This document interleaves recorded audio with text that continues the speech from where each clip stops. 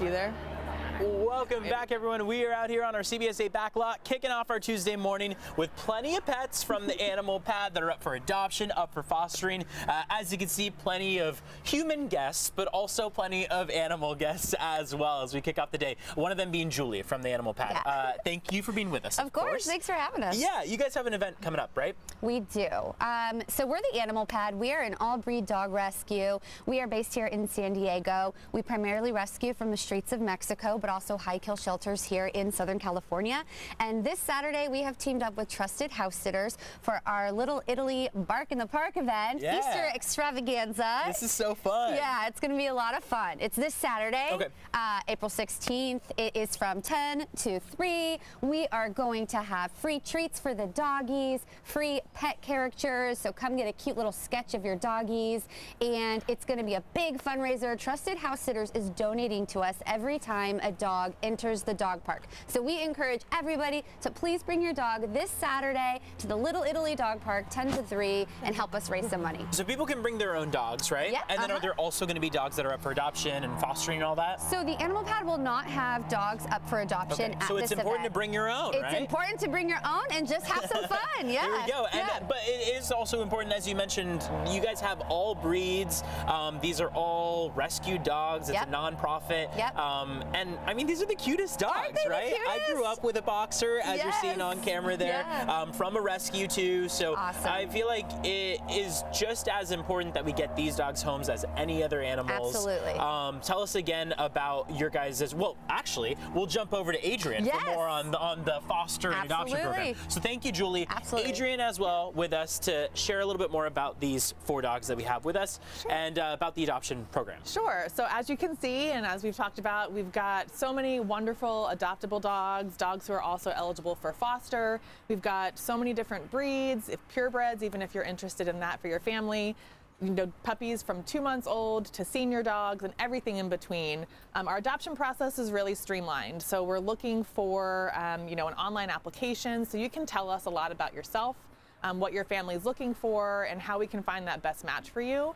The process also includes meet and greet. So you see some fosters here today who are so generous to foster these dogs. If you're interested in one of our dogs, you would have a meet and greet with the foster parent, as well as if you have your own dogs at home, you could bring those dogs to make sure that your adoptee or your potential adoptee gets along with your new furry friend. I was what was called a foster fail because Welcome to the club. That's the best fail you could ever make. I agree. So I ended up adopting the cat that I fostered. But tell us the importance of fostering, because it's not just about adopting the dogs. Sometimes they just kind of need a little bit of a break from the shelter, right? That's a really great point. Absolutely. So we have dogs here who've been kind of in the process, if you will, for varied time. So just like we have, such varied breeds here, we do have dogs who have been waiting for their forever home for different months or different durations. And so one of our examples here is Glinda. Glinda is to my left. She is the sweetest 7-year-old spayed female. She is one of those dogs who loves cats, believe it or not. She gets along with all humans, all dogs. She, as you can tell, is probably very, very chill and relaxed. But she enjoys to be a cuddle bug if you work from home or someone who spends a lot of time at home. But she can get on with a short jog. She loves balls and chew toys, but she's just really a cool dog, and she's waiting to meet you. So, Julie, give us a reminder of the event, date, time, locations, all that kind of stuff. Yes, so it is our Easter extravaganza, Little Italy Bark in the Park, this Saturday, April 16th, 10 to 3. We will be there raising money for our doggies. But if you are interested in checking out our available dogs for adoption, please go to our website, theanimalpad.org. We have all of our dogs listed there with their bios, and you can learn a little bit more about them. I love it. And are all 4 of these guys up for adoption? Guys and girls, I should say. They sure are. Yes. They Yes. sure are. This is Diesel. Yeah. We met Glinda. This is Bullion. And last but not least, we have Lamone. And I want to ask both of you guys, I mean, this is such an important issue, of course, and likely something that is close to your guys' hearts as well. Why do you do what you do? That's a great question. Thanks for asking, Yeah. actually.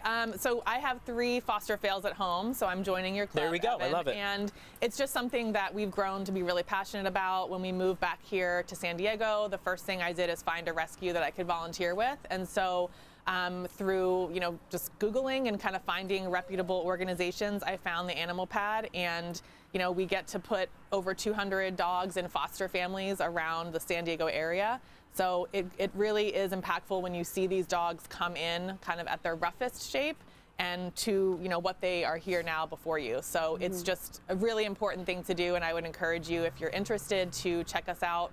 We're always looking for volunteers, fosters, and adopters. And they're also well behaved too. I feel like people usually when they're thinking of going to, say, a breeder, for example, they think of rescue animals as like misbehaved or as like the misfits in general, but that's not really ever the case, right? Nope, not at all. In fact, I think they make the best pets because they know that you saved their life. Yeah. Some of these dogs were on the brink of death, and to see that transformation, from that to living their best life, and they know it, and they feel it. So it's such a good feeling. Oh, they're so cute. All right, well, thank you both for joining us. This is a fun little Easter celebration. You can bring your animals and celebrate on your own, and then of course get in contact with you guys about dogs that are up for adoption and fostering. We've got a quick break in store, but we'll be right back after this. Stay with us.